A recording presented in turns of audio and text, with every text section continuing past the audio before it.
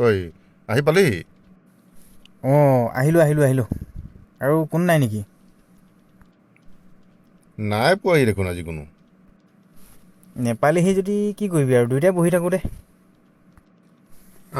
বহ দুয়োটাই বহি থাকোঁ আমি, হ'ব। আহিলি যদি গাজা এটা আৰম্ভ কৰিয়ে দে আজি একদম হেঁপাহ পলোৱাই হাঁহিব মন গৈছে অ'। কওঁ তেন্তে ৰহ।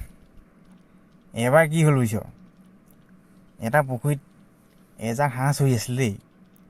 তাৰপাছত এই পুখুৰী পাৰতে থকা গছ এটাত বগলী এটা আহি পৰিলেহি নহয়।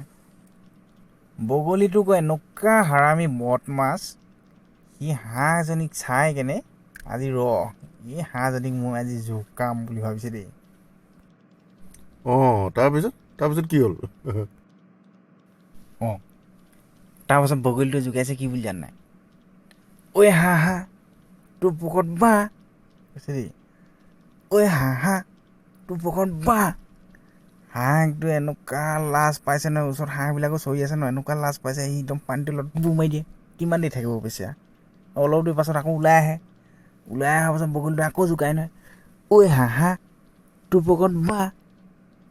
এনেকুৱা খং উঠিছে হাঁহটোৱে, মনে মনে ভাবিছে বগলীক তোকো দি আছো চাটটো।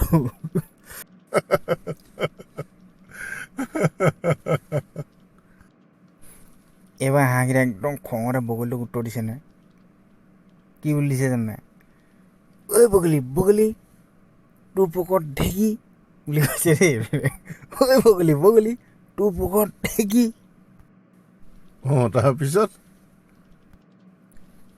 তেতিয়া বগলীজনীয়ে কি কৈছে জান নাই? এই নিমিলিলে বুলি কৈছে দেই। তাৰপাছত আকৌ একদম হাঁহকেইজনী তেতিয়া কৈছে নহয়, মিলক নিমিলক কি হ'ল, দুখটো পালি দ বুলিছে দেই।